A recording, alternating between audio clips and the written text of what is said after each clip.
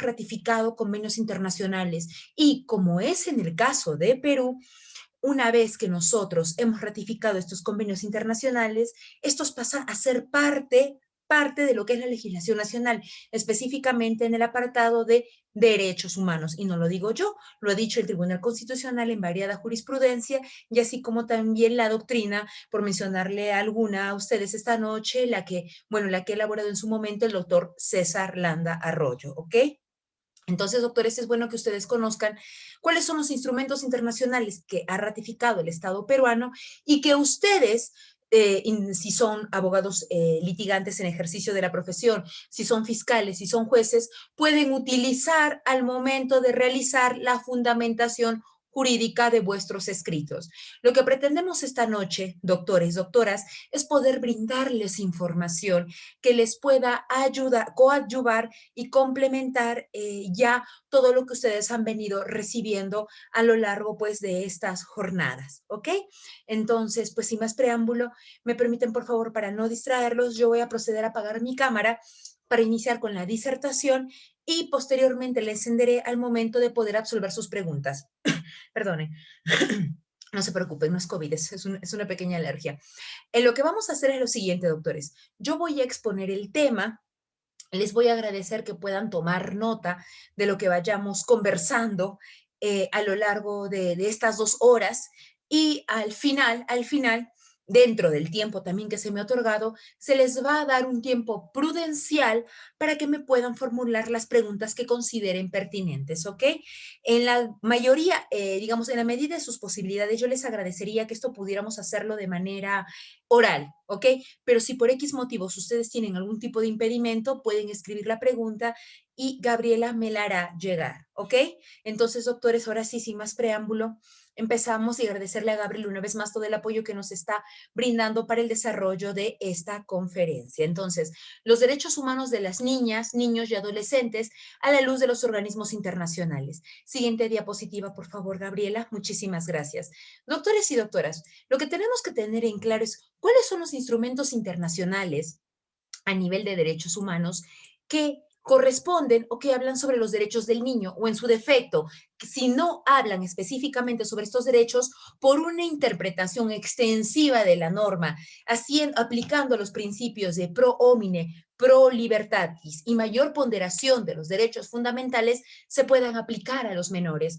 Ustedes en el desarrollo de todas estas conferencias habrán analizado ya los instrumentos que a nivel nacional, a nivel interno, pues podemos utilizar. Pero a nivel internacional, doctores y doctoras, a mí me gustaría mencionar algunos, como son la Carta de Constitución de Naciones Unidas, la Declaración Universal de Derechos Humanos, la Convención sobre los Derechos del Niño, en el que nos vamos a centrar esta noche, el Pacto de San José de Costa Rica, o conocido por todos y todas ustedes como Convención Americana sobre Derechos Humanos, que es una con la que trabaja el sistema interamericano, que esta noche vamos a revisar alguna jurisprudencia bastante interesante al respecto, el Estatuto de la Corte Internacional de Justicia y la Declaración de los Derechos del Niño, ¿ok? Esto para que ustedes tengan una idea de cuáles son los instrumentos internacionales, repito una vez más, con los que podemos trabajar a nivel del Estado peruano y que dicho sea de paso, el Estado peruano ha ratificado. El día de hoy, además de revisar jurisprudencia de nuestro sistema regional, vamos a hablar un poquito, perdonen ustedes, sobre algunos casos emblemáticos de la Corte Europea de Derechos Humanos. ¿Por qué? Y ustedes se preguntarán, ¿pero por qué, profesora, si nosotros no pertenecemos al sistema europeo? Porque si bien es cierto, doctores y doctoras, nosotros no pertenecemos a ese sistema, pero en el sistema se han visto algunos casos bastante interesantes que podrían servirnos de base, ¿por qué no?, al momento de fundamentar un escrito. El mismo Tribunal Constitucional a veces hace uso o echa mano de algunas resoluciones de la Corte o del Tribunal Europeo para interpretar ciertos derechos. Entonces, ¿por qué no hacerlo nosotros también como una guía? Ojo, no es de obligatorio cumplimiento como sí lo pueden ser las sentencias de la Corte Interamericana, pero, repito una vez más, nos sirve de guía, doctores y doctoras, a fin de que nosotros podamos tener claro cómo aplicar o cómo resolver en alguna situación. ¿ok? Como les mencionaba, doctores y doctoras, nosotros nos vamos a basar esta noche, vamos a empezar estudiando lo que es la Convención sobre los Derechos del Niño. La Convención sobre los Derechos del Niño, doctores y doctoras, es un tratado internacional, es un convenio internacional adoptado por la Asamblea General de Naciones Unidas el 20 de noviembre de 1989. ¿Ok? Fue ratificado por el Estado peruano en el año 1990. ¿Qué quiere decir esto, doctores y doctoras? ¿Y por qué pongo especial énfasis en que fue ratificado? En que, como les mencionaba antes, al ser ratificado, pasa a ser parte de nuestra legislación nacional. Si recordamos un poco nuestras clases de introducción a las ciencias jurídicas o introducción al derecho, como se haya llamado en nuestras universidades, siempre nos enseñaron que la pirámide de Kelsen, en la punta estaba la Constitución, pues como se viene llevando el derecho constitucional y los derechos humanos en la actualidad, doctores y doctoras, nosotros podremos interpretar que tanto la Constitución como los convenios que en materia de derechos humanos haya ratificado el Perú tienen rango pues constitucional y se pueden aplicar. ¿Ok? Repito, yo no lo digo yo, lo ha dicho el Tribunal Constitucional y también lo ha dicho la doctrina, como lo mencionaba al principio de esta disertación, ¿ok? Por ende, la Convención sobre los Derechos del Niño, que es parte del Sistema Universal, que es parte de Naciones Unidas, nosotros la podemos revisar y nosotros la podemos aplicar al momento de argumentar, ¿ok? ¿Cuáles son las obligaciones que trae a los estados, en este caso el Estado peruano, el hecho de haber ratificado la convención? Pues, doctores y doctoras, en este caso el Estado peruano está obligado a respetar y hacer cumplir todo el listado de derechos que están contemplados en este convenio en razón de los niños y de los adolescentes, obviamente, entendiendo por niños a todos aquellos menores de 18 años como lo establece la Convención, sin distinción de razas, color, sexo, idioma, religión, opiniones, procedencia, posición económica, creencias, impedimentos o cualquier otro tipo de situaciones que se puedan presentar, ¿ok? No se puede discriminar a los niños ni a sus padres o a sus representantes legales. Esto lo tenemos que tener clarísimo. Este tratado, esta convención o tratado también, porque recordemos que la convención, todo parte de lo que es el derecho de los tratados a nivel internacional, y no lo digo yo, sino lo dice la Convención de Viena sobre el Derecho de los Tratados de 1969. Repito una vez más, la Convención de Viena sobre el Derecho de los Tratados de 1969, que independientemente de la denominación que tengan estos, pueden ser pactos, pueden ser convención, pueden ser armisticios, pueden ser este, independientemente de la denominación que tengan estos doctores y doctoras, a todos se les aplica el derecho de los tratados de Viena de 1969. ¿Y qué dice este tratado? Que los estados están en la obligación de cumplir todos los tratados, que a mí me gusta mucho hacer un símil siempre con el derecho civil, con lo que es un contrato, ¿no? Yo estoy contratando tanto derechos como obligaciones cuando yo firmo un convenio como Estado. Y en buena cuenta yo tengo que hacerlos cumplir. Es mi labor como Estado realizar todas las acciones que considere pertinentes para hacer cumplir lo establecido en este tratado, para garantizar a mis connacionales lo establecido en este tratado. En la Convención sobre los Derechos del Niño, este documento internacional um, tiene o está contemplado en 54 artículos y protocolos facultativos, definiendo los derechos humanos básicos de los niños, las niñas y los adolescentes. Los 4 principios fundamentales de la Convención son los siguientes, y les agradeceré que tomen nota, por favor, pues para que lo podamos tener todos muy clarito, ¿no? Son la no discriminación, el interés superior del niño, el derecho a la vida, la supervivencia y el desarrollo, y la participación infantil. ¿Ok? Son los estados, doctores y doctoras, repito una vez más, los que están obligados, acá tienen obligaciones de hacer, en dar a conocer en qué consiste esta convención, explicar su significado y los alcances de esta a todos los miembros y a toda su población, a todos los miembros de su comunidad y de su población. ¿Ok?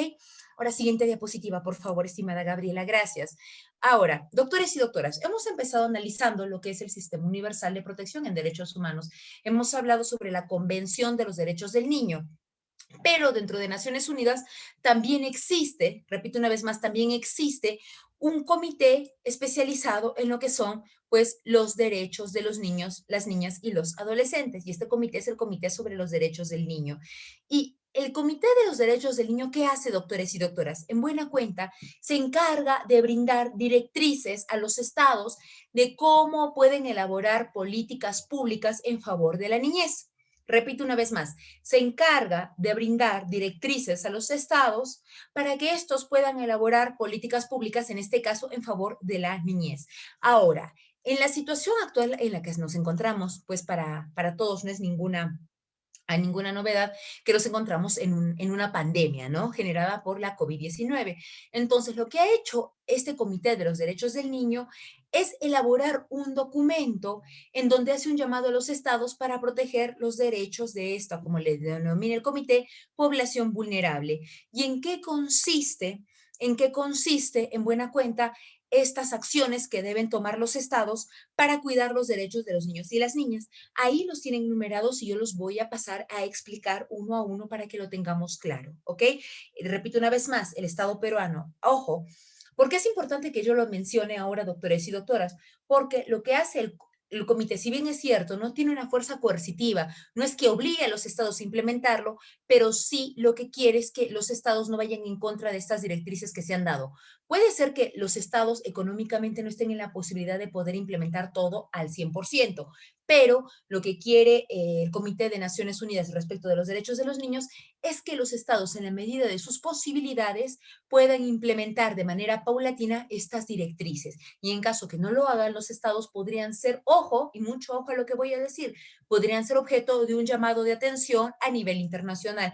Y eso a ningún estado le conviene. Ustedes se preguntarán, ¿y por qué no les conviene? Total, ¿qué podría pasar, doctores y doctoras? Allí lo que se hace o lo que podría suceder es que si por ahí se está, qué sé yo, por ejemplo, negociando un tratado de libre comercio, esto no se puede llevar a cabo. ¿Por qué? Porque si yo como Estado estoy viendo que el Estado que ya firmó un convenio no lo cumple, ¿cómo sé que va a cumplir el convenio que va a firmar conmigo como es un tratado de libre comercio? Entonces a los Estados y la imagen internacional de los Estados también se puede ver mellada. Es por eso que ponen mucho énfasis en, repito una vez más, en cumplir las directrices. Puede ser que no al 100%, pero irlas implementando paulatinamente en razón a sus posibilidades. Y respecto de la COVID-19, lo que ha emitido o las directrices que ha dado este Comité de Naciones Unidas sobre los Derechos del Niño son las siguientes. Uno, considerar los impactos sanitarios, sociales, educativos, económicos y recreativos de la pandemia en los derechos del niño. Aunque inicialmente se declaró, y lo sabemos nosotros, a corto plazo, queda claro, creo que para nosotros, y no es novedad, que los estados de emergencia han tenido pues que expandirse, ¿no? Ya no solamente han quedado en 1, 2, 3 meses, ya llevamos más de un año en esta situación de declaración de pandemia. Entonces, si bien es cierto, el Comité de los Derechos del Niño reconoce que en situaciones de crisis el derecho internacional de los derechos humanos permite excepcionalmente medidas que puedan restringir el disfrute de ciertos derechos humanos para proteger la salud, también entiende, ojo, también entiende que tales restricciones deben imponerse solo cuando sea necesario, deben ser proporcionadas y mantener al mínimo mantenerse al mínimo estas restricciones, es decir, no pueden ser demasiado amplias y solamente imponerse mientras pues dure la pandemia. Un segundo punto que aborda el comité, doctores y doctoras, es explorar soluciones alternativas y creativas para que los niños disfruten de sus derechos de descanso, ocio, recreación y actividades culturales y artísticas.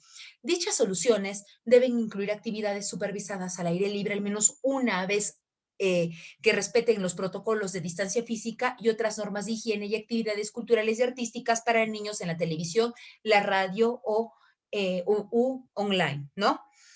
Como un tercer punto, el comité recomienda que debe asegurarse de que el aprendizaje en línea no exacerbe las desigualdades existentes ni reemplace la interacción alumno-maestro. El comité ha considerado, miren qué interesante, porque tal vez algunos de los que estamos acá ya tenemos niños y estamos viviendo esta situación de la educación a distancia. El aprendizaje en línea es una alternativa creativa al aprendizaje en el aula, pero plantea desafíos, y esto lo dice el comité, para los niños que tienen acceso limitado o nulo a la tecnología o Internet o que no cuente con el apoyo adecuado de los padres. Deben estar disponibles, y esto es chamba de los estados, soluciones alternativas para que estos niños se beneficien de la orientación y el apoyo brindado por los maestros. Entonces, ya como ustedes pueden observar, estamos hablando de directrices generales que ya va a depender de cada estado la manera en que lo pueda aplicar, lo puede implementar. Como punto 4 tenemos activar medidas inmediatas para garantizar que los niños reciban alimentos nutritivos durante, obviamente, este periodo de emergencia. ya que muchos niños reciben su única comida nutritiva a través de esquemas de alimentación escolar y obviamente esto, dada la pandemia, pues se ha restringido. En un quinto punto, indica que se debe mantener la provisión de servicios básicos para niños, incluyendo atención médica, agua, saneamiento y registro de nacimientos. A pesar de la creciente, y eso es consciente el comité, de la creciente presión sobre los sistemas de salud y la escasez de recursos, no se debe negar en ningún momento a los niños el acceso a la atención médica, incluidos los test y una posible vacuna y a tratamientos médicos relacionados o que tengan que ver con las consecuencias de la COVID-19. Y obviamente los servicios de registro de nacimientos en ningún momento deben de suspenderse. También establece que los niños deben tener acceso a instalaciones de agua potable y saneamiento durante el periodo de emergencia, ¿ok? Porque esto les va a asegurar el derecho a la salud.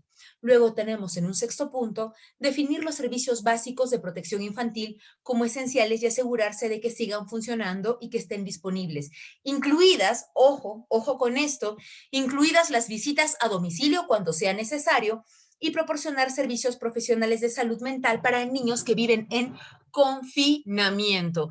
Entonces, doctores y doctoras, acá nosotros nos podemos dar cuenta que no solamente salud física y salud mental, que en este momento ya poco a poco, hasta donde tengo entendido, el sistema de salud del Perú ya está tomando conciencia a nivel de mayores y en buena cuenta lo que se quiere es reforzar este sistema para ya los menores de edad, ¿ok?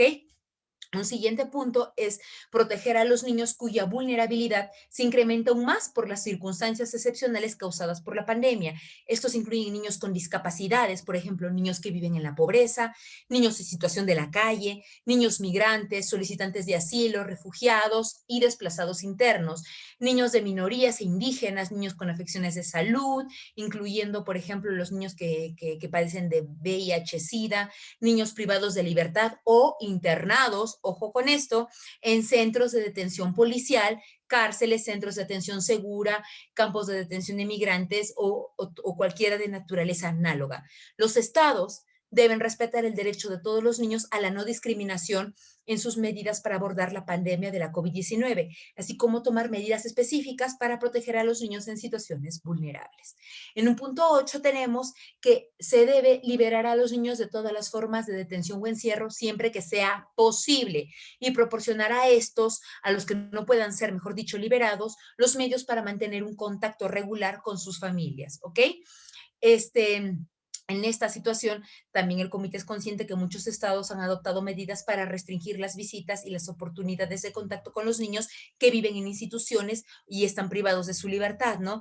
Si bien estas medidas, y el comité lo considera, pueden considerarse necesarias a corto plazo, durante largos periodos de tiempo tendrán un marcado efecto negativo en los niños. Entonces, se debe permitir a los niños en todo momento mantener contacto regular con sus familias y si no es en persona, a través de comunicación electrónica o telefónica, ¿no? Los niños en situación de migración, ya que habla sobre la situación pues, de los niños migrantes, no deben ser detenidos ni separados de sus padres si van acompañados. En un punto 9 tenemos, doctores y doctoras, prevenir el arresto o la detención de niños por violar las directrices y directivas del Estado relacionadas con la COVID-19. Y se dice también que se debe garantizar que cualquier niño que fue arrestado o detenido sea devuelto inmediatamente a su familia. En un punto 10 tenemos que debemos difundir información precisa sobre la COVID-19 y cómo prevenir la infección en idiomas y formatos que sean amigables y sobre todo accesibles a los niños, ¿no? Incluidos los niños con discapacidades, los niños migrantes y los niños con acceso limitado a Internet. Y en un último punto, lo que dice el Comité sobre los Derechos del Niño es que se deben brindar oportunidades para que las opiniones de los niños y de las niñas sean escuchadas y tomadas en cuenta en los procesos de toma de decisiones sobre la pandemia. Los niños deben comprender lo que está sucediendo y sentir que participan en las decisiones que se toman en respuesta a la pandemia. Ahora la pregunta del millón, y le entiendo, podría ser, ¿y cómo hacemos esto? ¿Cómo logramos que los niños participen en esto? Bueno, yo les comento a nivel de lo que es la experiencia personal.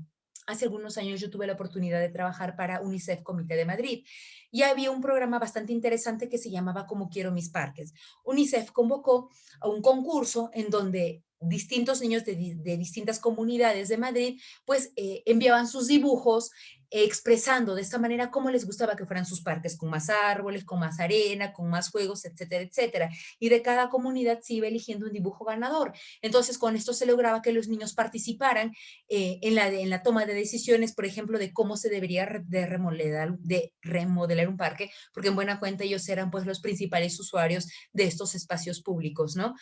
No sé, tal vez brindando una idea, tal vez por acá tenemos algún asesor o asesores de municipios o de regiones, esto podría ayudar muchísimo, repito una vez más, a que los niños sientan que son parte de este proceso de toma de decisiones, ¿vale? Siguiente diapositiva, por favor, estimada Gabriela. Entonces, doctores, esto en buena cuenta sobre lo que se ha venido trabajando en Naciones Unidas en razón a los informes que ha brindado Naciones Unidas sobre los derechos del niño. A ver, pero si podemos cambiar de la siguiente diapositiva, por favor, porque ya vamos a empezar a revisar cómo ha tomado el sistema interamericano, muy amable Gabriela, gracias, el sistema interamericano los derechos del niño. Acabamos de revisar un poquito, doctores y doctoras, lo que es el sistema universal. Ahora vamos a pasar a revisar nuestro sistema regional, nuestro sistema interamericano. A nivel de los derechos del niño, la Comisión Interamericana de Derechos Humanos, que como ustedes y yo sabemos, el sistema interamericano está conformado tanto por la Comisión Interamericana como por la Corte Interamericana, en los últimos años ha sacado 3 informes bastante interesantes sobre cómo debe ser el trato a los menores, ¿no? En el año 2015 tenemos el informe sobre niños, niñas y adolescentes en el sistema penal adulto en Estados Unidos. Tenemos violencia, niñez y crimen organizado, donde se habla inclusive del sicariato y cuál es el trato que se debe dar a los menores de edad cuando estamos en una situación en que un menor de edad ha infringido la norma. Y el último informe sobre niños en el año 2017, que es la garantía de derechos, niñas, niños y adolescentes en lo que es el sistema de protección universal de los derechos. Yo les invito, doctores y doctoras, a que podamos revisar la página de la Comisión Interamericana, que dicho sea de paso, es una página súper amigable. Podremos trasladarnos a la pestaña de la sección de informes y si ustedes desean, puedan descargar de manera personal cualquiera de estos informes a fin de que ustedes pues puedan revisarlos de manera más concienzuda y puedan encontrar ahí información bastante interesante. ¿En base a qué? A que estos informes de la comisión, doctores y doctoras, además de traernos estadísticas, nos presentan pequeños resúmenes de lo que han sido la jurisprudencia de la Corte Interamericana en este aspecto. Entonces, ahí tenemos una buena base, un buen resumen sobre la jurisprudencia que viene o que viene realizando la Corte Interamericana en razón a los niños y niñas, ¿ok? Siguiente diapositiva, por favor, estimada Gabriela, muchísimas gracias. Ahora, doctores y doctoras, lo que vamos a hacer es pasar a analizar alguna jurisprudencia bastante interesante de la Corte Interamericana en relación a los derechos de los niños y las niñas, ¿ok? Doctora, entonces vamos a hablar en un primer momento, doctores y doctoras, sobre un caso bastante emblemático que se da en el año 1999. Es el caso Niños de la Calle, conocido como Villagrán, Morales y otros versus Guatemala. ¿De qué trataba el caso, doctores y doctoras? Bueno, los hechos de este caso se contextualizan en una época caracterizada por un patrón común de acciones al margen de la ley perpetrados por agentes de seguridad estatales, pues en Guatemala, en contra de lo que ellos denominaban los niños de la calle. Esta práctica incluía amenazas, detenciones, tratos crueles, inhumanos y degradantes y homicidios como medio para contrarrestar la delincuencia y vagancia juvenil, como lo denominaba el Estado guatemalteco en su momento. Pues bien, ¿qué sucede? Que el 15 de junio de 1990, en una zona en Guatemala conocida como Las Casetas, una camioneta se acercó a un menor llamado Henry Giovanni Contreras, de justo 18 años de edad, Federico Clemente Figueroa, de 20 años, y Julio Cal, de 15 años, además de Josué Juárez, de 17 años. De dicho vehículo descendieron hombres armados, miembros de la policía, quienes los obligaron a subir al mismo. Luego de estar detenidos por unas horas, fueron asesinados. Luego, casi a los 10 días, el 25 de junio de 1990, fueron asesinados Armstrong Amán, Villagrán Morales, mediante un disparo de arma de fuego en el sector de Las Casetas. No se realizaron mayores investigaciones, ni mucho menos se sancionaron a los responsables de los hechos. Este caso, después de haber sido visto en sede nacional, llega al sistema interamericano. Después de pasar todo el filtro de lo que es la Comisión Interamericana, no haber llegado a una solución amistosa entre los estados, el caso pasa a lo que es, pues, la Corte Interamericana. Ustedes y yo, a ver, solamente para estar claros, doctores, sino para hacerles una pequeña explicación. Conocemos cómo es el procedimiento ante la Corte. Les agradecería que me lo puedan poner en el chat o en todo caso abrir los micros, sino para poder explicarles brevemente cómo es el procedimiento en la Comisión y la Corte, para que no nos quede dudas y todos podamos hablar el mismo idioma. ¿Conocemos cómo es el procedimiento? A ver si lo ponemos en el chat, de paso que vamos viendo también asistencia. ¿Conocemos o Sí, no? A ver. doctora, se le está activando a todos los participantes el audio para que puedan participar. Gracias, doctora. Muchísimas gracias. Ah, ok. Gracias, doctores. Muchas gracias. Entonces, si no lo sabemos, se los voy a explicar acá de Yo manera sí, pero muy breve. Ok, doctora, por ahí. Listo, listo, listo, doctores. Entonces, como decimos, para manejar mejor todos hablemos el mismo idioma esta noche, les voy a explicar de manera muy breve. Doctores, el sistema interamericano, como hemos visto, Comisión y Corte Interamericana, en buena cuenta no es un sistema de cuarta instancia, ¿ok? No es un sistema donde vamos a correcto. apelar, sino en buena cuenta, doctores, lo que vamos a hacer o lo que va a ver el sistema es que sí, los estados han violado algunos de los artículos comprendidos dentro de la Convención Americana sobre Derechos Humanos o Pacto de San José. Entonces, cuando yo decido ir al sistema interamericano, debo de cumplir ciertos requisitos, tales como, y tomen nota, por favor. Uno, Es haber fácil. agotado, haber agotado vía interna, ¿ok? Uno, haber agotado vía interna. Dos, ¿qué significa haber agotado vía interna? Que tengamos una resolución que ponga fin en sede nacional, que ponga fin en sede nacional al proceso que se ha llevado. Por ejemplo, una sentencia del Tribunal Constitucional, una sentencia de la Corte Suprema. ¿Ok? Por ejemplo.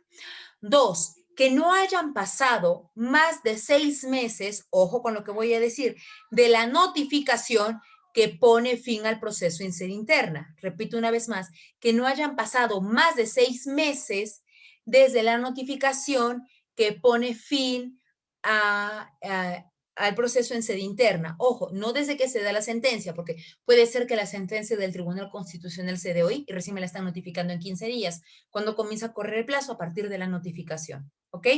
Tres, que los peticionarios, porque lo que vamos a plantear es una petición, los peticionarios estén debidamente identificados, ¿ok? Puede ser un sindicato, por ejemplo, y todos deben estar debidamente identificados. Y ustedes dirán, ¿pero por qué? Porque, doctores y doctoras, el caso de llegar a corte y ordenarse reparaciones, debemos tener claro a quiénes se les va a reparar, a quiénes se les va a pagar. Y si no tenemos claro eso, se puede dar problemas de homonimia y se puede haber retraso innecesario al momento de querer realizar pues las reparaciones que ha ordenado la corte con las víctimas, ya, ¿ok? Ojo, hay casos en que la corte ha exonerado o que el sistema interamericano ha exonerado de este requisito, sí. Cuando hablamos, por ejemplo, de comunidades que se han encontrado en situación de aislamiento o comunidades indígenas que no han sido debidamente censadas por los estados, sí, porque el hecho, por ejemplo, podemos hablar en el caso de las masacres de Mampiripán versus Colombia, ¿no? En donde no todos tenían pues un documento de identidad y no por eso se iba a dejar de administrar justicia en el caso en autos. Entonces, pero solamente en casos excepcionales, porque la regla general, repito una vez más, es que todos y todas estén debidamente identificados. Y un último requisito, doctores y doctoras, es que no se tenga por los mismos hechos otro caso u otra petición en otro sistema internacional, ¿ok? No hay apelación, como le decía el doctor Jorge. El sistema interamericano no hay apelación, no es un sistema para apelar. Es una instancia a la que se recurre si es que algún artículo o algún derecho de la Convención Americana ha sido violado, ¿ok? Entonces, por ejemplo, podemos hablar que estamos en un caso ante queja ante el Comité de los Derechos del Niño de Naciones Unidas y a la par ponemos una queja ante la Comisión Interamericana contra el Estado peruano.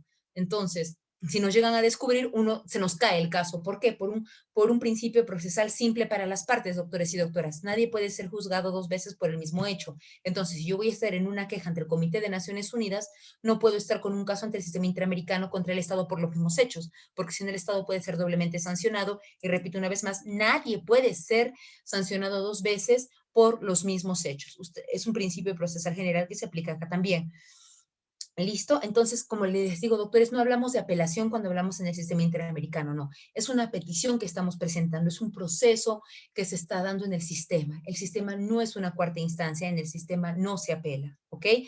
Ojo, y el hecho, como bien se ha dicho en el caso Rita Ortiz y otros versus Argentina, no el hecho que hayamos tenido una sentencia desfavorable a nivel interno significa que haya violación de derechos, ¿ah? Ojo con eso. Entonces, de verdad tenemos que tener claro que si ha violado algún artículo como el debido proceso, las garantías judiciales o protección judicial, los famosos 8 y 25, para poder acudir al sistema interamericano y que nuestra petición al final, después de la comisión, pueda llegar ante la Corte Interamericana. ¿Ok? Porque, ojo, puede ser que después de cumplir con estos requisitos, doctores, nosotros, bueno, la comisión acepte nuestra petición, notifique al Estado, haya un intercambio de escritos, tanto por parte del Estado como de los peticionarios, y que la comisión diga, bueno, acá sí ha habido una violación a la Convención Americana y determine que los Estados y los peticionarios pueden llegar a una solución amistosa. Si se llega a una solución amistosa, doctores, el caso, bueno, la petición muere ahí. ¿Ok? Ya no va, es como en la fase de conciliación que tenemos nosotros a nivel interno, ¿no? La petición muere allí. En caso que esto no se dé, puede darse también que la comisión diga, pero mira, acá yo no visualizo que se haya violado ningún tipo de derecho, entonces declaro inadmisible el caso y su correspondiente archivo. O puede ser que la comisión diga, ¿saben que si ha habido violación de derechos? Entonces pasamos el caso ante la Corte mediante un informe. Luego, cuando está en donde la Corte, ya deja de ser petición y se convierte en caso. Los peticionarios dejan de ser peticionarios y se convierten en presuntas víctimas, ¿ok? Y lo que se hace es que el defensor interamericano elabore el escrito de solicitudes, argumentos y pruebas, que para el nivel práctico es la demanda en contra del Estado, y el Estado en su momento puede hacer uso de su derecho de defensa contestando el escrito de solicitudes, argumentos y pruebas. Luego la Corte llamará audiencia y posteriormente la Corte ya estará lista para emitir sentencia. Eso de manera muy breve y a grandes rasgos, doctores y doctoras, cómo se va realizando todo este procedimiento del sistema interamericano. ¿Ok? Si volvemos a los hechos del caso, en el caso Villagrán Morales y otros versus Guatemala, doctores y doctoras, eh, acá en este caso sí se declaró que el Estado fue responsable por estos hechos, según la Corte, el Estado violó el artículo 7, el artículo 4, el artículo 7 y el artículo 4 de la Convención Americana, y miren qué interesante, hubo violación al artículo 19 de la Convención Americana sobre los derechos del niño, ¿ok? Por ejemplo, respecto del derecho a la libertad personal, pues la Corte determinó que estos niños, al haber estado detenidos de manera no legal por este periodo de tiempo, sin derecho a defensa, pues se había violado el derecho a la libertad personal, se había violado el derecho a la vida y era imputable al Estado porque estos crímenes habrían sido cometidos pues por agentes del Estado, por ende el Estado de Guatemala era responsable. Y sobre la violación del artículo 19, derechos del niño, la Corte acá, y es súper interesante, doctores, porque además de la Convención Americana, la Corte echa mano de lo que es la Convención sobre los Derechos del Niño que yo les mencionaba hace unos minutos, ¿no? Y la utiliza para poder interpretar qué se entiende por niño, ¿ok? Y acá la Corte, en esta jurisprudencia, aplicando la Convención sobre los Derechos del Niño, entiende que el niño será considerado como toda aquella persona que no haya cumplido los 18 años, salvo que en virtud de la ley que le sea aplicable haya alcanzado antes la mayoría de edad, ¿no? En todo caso, doctores y doctoras, si bien es cierto, en este caso, como bien les había mencionado, había personas de 18, 20 y 15 años, la Corte empleó en la sentencia la expresión niños de la calle para referirse a las 5 víctimas del caso que vivían en las calles y en situación de riesgo, ¿no? La Corte también, en este caso, lo que hizo, doctores y doctoras, fue ya imponer un precedente para que nosotros entendiéramos de que para personas que tuvieran 18 años o menos, pues estas merecían una protección especial. Esto respecto del caso Villagrán Morales y otros versus Guatemala. Siguiente diapositiva, por favor, estimada Gabriela, muchísimas gracias. Acá tenemos un caso bien interesante, doctores y doctoras, que es el Instituto, a ver, para que, ya está, el Instituto de Reeducación del Menor versus Paraguay. Esta es una sentencia que se da en el año, pues, 2004, ¿no? Este caso se refiere a la responsabilidad internacional del Estado por la muerte y lesiones de niños internos en un instituto de reeducación del menor, conocido como Coronel Panchito López, así como las deficientes condiciones pues, en las que se encontraba en el centro. Por eso ustedes tal vez si han, puede ser que no lo conozcan tal cual con el nombre técnico, ¿no? Que es Instituto de Reeducación del Menor, pero puede ser que ustedes ya lo hayan estudiado o lo hayan revisado previamente como el caso Panchito López versus Paraguay, ¿ok? ¿Qué pasó en este caso, doctores y doctoras? En este caso, dentro del instituto, este instituto denominado Panchito López, era un establecimiento en el que permanecían internos aquellos niños que estuvieran en conflicto con la ley, ¿no? El instituto, para empezar, no contaba con la infraestructura adecuada para un centro de detención, situación que se agravó en la medida que la población superó pues la capacidad máxima de este, ¿no? Asimismo, las condiciones en las que vivían los menores en este centro pues eran precarias. Las celdas eran insalubres, los internos estaban mal alimentados y carecían de asistencia médica, psicológica y dental adecuada. Muchos de estos niños inclusive carecían de camas, frazadas o colchones. Asimismo, se indicaba que el programa educativo del instituto pues era bastante deficiente. Y si eso les parece poco, adicionalmente a esto, no se contaba con un número adecuado de guardias en relación con el número de internos, y los que estaban hacían uso de castigos violentos y crueles, pues con el propósito, según ellos, de imponer justicia, ¿no? ¿Qué pasa luego de esto? Dadas estas circunstancias, pues 3 incendios ocurrieron en el centro en febrero del año 2000, en febrero del año 2001 y en julio del año 2001. Estos incendios provocaron lesiones en algunos internos y la muerte de otros. Después de este último incendio, el de julio del 2021, el Estado cerró definitivamente el instituto. Se iniciaron procesos civiles por indemnización de daños y perjuicios y se abrió un proceso penal como consecuencia de los sucesos pues, que les acabo de relatar. No obstante a esto, no se realizaron mayores gestiones ni investigaciones. El Estado paraguayo no hizo mucho.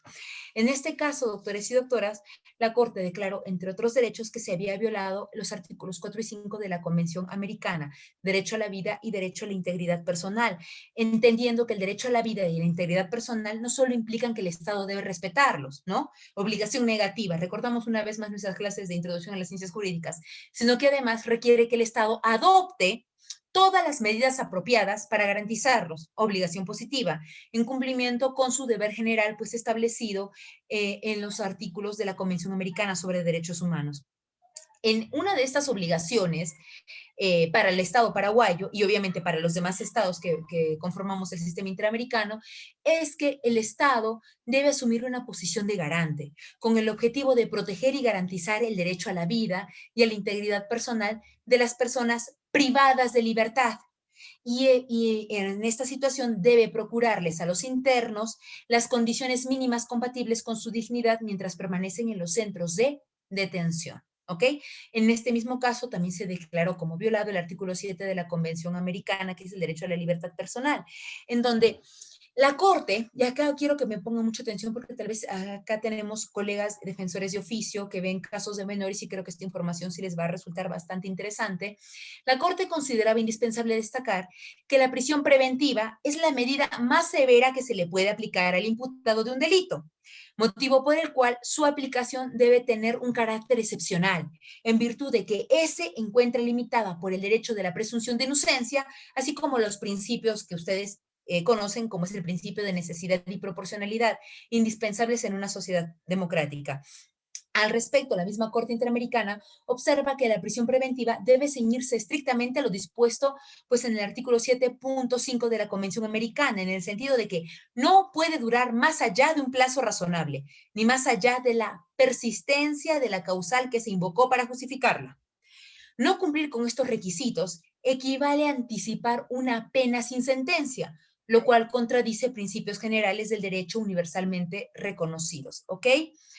En el caso de la privación de la libertad de los niños, la regla de la prisión preventiva se debe aplicar con mayor rigurosidad ya que la norma debe ser la norma general debe ser la aplicación de medidas sustitutorias de la prisión preventiva. Dichas medidas, y la Corte allí nos da una serie de sugerencias a los estados para que podamos asumir las que mejor podamos aplicar, pueden ser, por ejemplo, la supervisión estricta, la custodia permanente, la asignación a una familia, el traslado a un hogar o a una institución educativa, así como el cuidado y la supervisión y el asesoramiento de la libertad vigilada, los programas de enseñanza y formación profesional, entre otros. La aplicación de estas medidas sustitutorias tiene la finalidad de asegurar que los niños sean tratados de manera adecuada y proporcional a las circunstancias y a la infracción.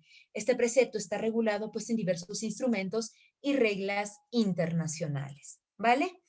Esto respecto del caso conocido, el caso Panchito López versus Paraguay. Siguiente diapositiva, estimada señorita Gabriela. Gracias. Acá vamos a ver un caso que ya tiene que ver con el Estado peruano, que es el caso de los hermanos Gómez Paquillauri versus Perú, sentencia también dada en el año 2004. Doctores, antes de que se me olvide, porque ya habíamos mencionado que el caso llega a corte y todo eso, algo muy importante que me parece bastante interesante poder mencionar esta noche. Todas las sentencias que emite la Corte Interamericana tienen posteriormente un proceso de supervisión de cumplimiento. Es decir, no es solamente que la Corte de la sentencia, sino que posteriormente la misma Corte es la que se va a encargar de supervisar que los estados la cumplan.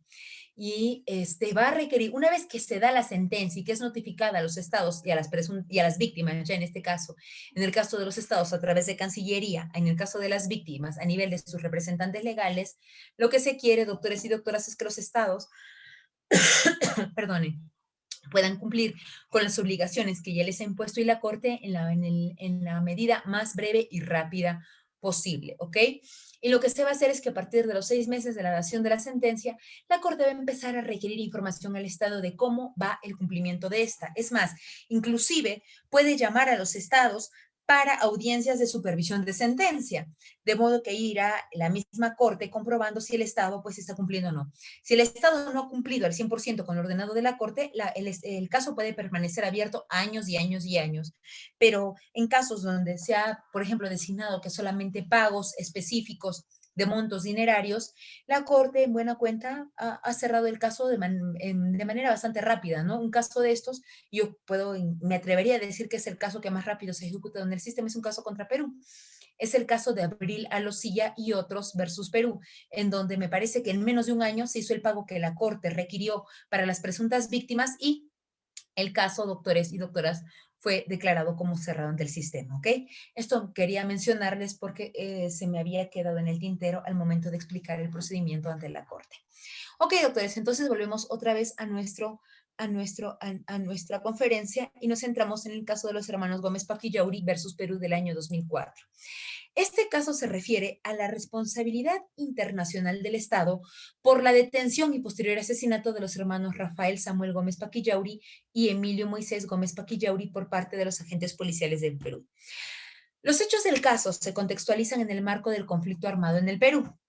Entre los años 1983 y 1993 se vivió, de acuerdo a lo que dice la sentencia, una práctica sistemática de ejecuciones extrajudiciales de personas sospechosas de pertenecer a grupos armados y estas prácticas eran realizadas por agentes estatales siguiendo órdenes de jefes militares y policiales.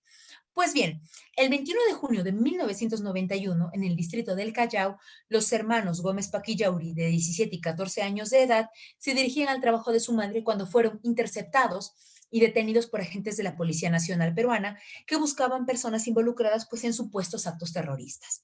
Luego de su detención, fueron golpeados y luego introducidos en la maletera de un patrullero. Posteriormente, fueron trasladados bajo custodia policial hasta un lugar llamado Pampa de los Perros, donde fueron golpeados a culatazos de escopeta y posteriormente asesinados mediante disparos con armas de fuego en la cabeza, tórax y otras partes del cuerpo, de acuerdo a lo que en su momento, pues, arrojó la autopsia, ¿no? Sus cadáveres fueron llevados a la morgue en calidad de no identificados y luego fueron reconocidos por sus familiares.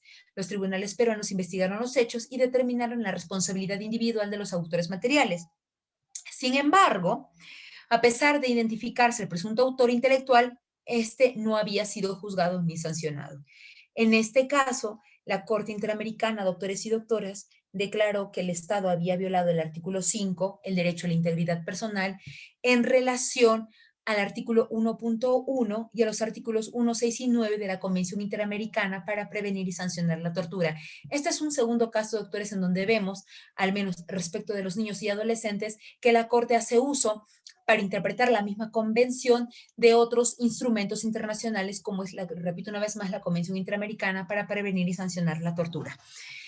En este caso, la Corte determinó que una persona ilegalmente detenida se encuentra en una situación agravada y de vulnerabilidad, de la cual surge un riesgo de que se le vulneren otros derechos, como es el derecho a la integridad física y a ser tratada con dignidad. En este caso, la Corte recordó al Estado peruano, y dicho sea de paso, los demás estados, que repito una vez más, estamos bajo su jurisdicción contenciosa, que basta con que la detención ilegal haya durado breve tiempo para que se configure dentro de los estándares del derecho internacional de los derechos humanos una conculcación a la integridad psíquica y moral, y que cuando se presentan dichas circunstancias es posible inferir, aun cuando no mediaran otras evidencias al respecto, que el trato que la víctima recibió durante su incomunicación fue tanto inhumano como degradante. En este caso, los hermanos Gómez Paquillauri no solo fueron ilegal y arbitrariamente detenidos, sino que se les impidió que operaran en su beneficio todas las salvaguardas establecidas pues, en el artículo 7 de la Convención Americana. La Corte también determinó en este caso que el mero hecho de ser introducido en la maletera de un vehículo constituye una infracción al artículo 5 de la Convención, que este artículo habla sobre la integridad personal, ya que aun cuando no hubiesen existido otros maltratos físicos o de otra índole, miren qué interesante, esa acción por sí sola debe considerarse claramente contraria al respeto debido a la dignidad inherente al ser humano. Esto, doctores y doctoras, destacando lo sucedido en el caso Gómez Paquillauri. Siguiente caso, siguiente diapositiva, por favor, doctora. Muchísimas gracias. En este caso, en el año 2005, la Corte da un avance y da la sentencia en el caso Hermanas Serrano Cruz versus El Salvador. Este caso, doctores y doctores, se refiere a la responsabilidad, ojo, acá un paréntesis, doctores, miren, acá estamos dando información, me parece a mí bastante interesante, repito una vez más, para que nosotros pudiéramos aplicarlo en el momento de hacer la argumentación jurídica. Entonces, de igual, si ustedes desearan también revisar todos los textos de la sentencia, los pueden encontrar en la página oficial de la Corte Interamericana de Derechos Humanos, si es que ustedes, repito una vez más, desean revisar más a fondo esto. Y es más, en algunos casos, la Corte se ha dado el trabajo, doctores y doctoras, de escanear los expedientes completos. Entonces podemos ver los informes de la comisión, podemos revisar, que dicho sea de paso, hasta antes de que se cambie el reglamento de la Comisión Interamericana en el año 2011, la comisión fungía como una especie de ministerio público y a la par que la defensa de las presuntas víctimas también elaboraba, también ella su propia demanda, ahora no, a partir del 2011 eso ya no se da. Podemos encontrar las demandas que se hacen en contra de los estados y ustedes pueden revisar también de manera directa cómo ha sido la defensa de los estados en cada uno de estos casos, ¿ok? Solamente para, y también está de más mencionarles que también que la página de la Corte Interamericana pues es bastante amigable. Entonces, es muy fácil poder encontrar la información que uno esté buscando de manera directa en esta página web. ¿Vale?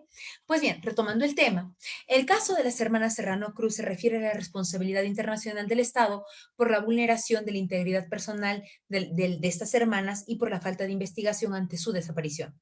Los hechos del presente caso se inician el 2 de junio de 1982, cuando se dio la captura de las entonces niñas Ernestina y Erlinda Serrano Cruz, quienes tenían 7 y 3 años de edad respectivamente, por parte de militares integrantes del batallón Atraclal del Ejército Salvadoreño durante un operativo militar conocido como Operación Limpieza, en el municipio, en uno de los municipios de El Salvador. Debido al mencionado operativo, la familia Serrano Cruz tuvo que desplazarse. Sin embargo, solamente la señora María Victoria Cruz Franco, madre de estas niñas, y uno de sus hijos lograron cruzar el cerco militar. El señor Dionisio Serrano y sus hijos Enrique, Ernestina y Erlinda se dirigieron con un grupo de pobladores a las montañas. Mientras se encontraban ocultos, el señor Dionisio Serrano decidió ir a buscar agua a una quebrada cercana junto con su hijo Enrique. Al quedarse solas, las niñas comenzaron a llorar y fueron descubiertas por las patrullas militares, quienes se las llevaron. Se interpusieron una serie de recursos a fin de ubicar el paradero de las niñas. No obstante, no se realizaron mayores investigaciones ni se sancionaron a los responsables. En este caso, doctores y doctoras, la Corte estableció que se había violado acá los artículos 8.1 y 25 de la Convención Americana, que tienen que ver con garantías judiciales y protección judicial.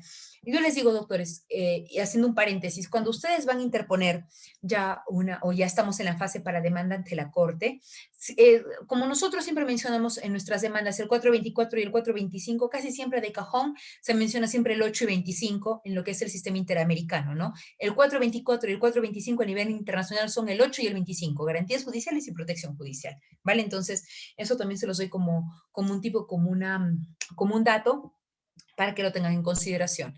Entonces, en este caso, con respecto al principio de plazo razonable contemplado en el artículo 8 de la Convención Americana, la Corte menciona que es necesario tomar en cuenta 3 elementos para determinar o qué tenemos que entender por plazo razonable. Porque siempre se veía lo de plazo razonable, pero no se nos daba, digamos, los ítems o los criterios para considerar el plazo razonable.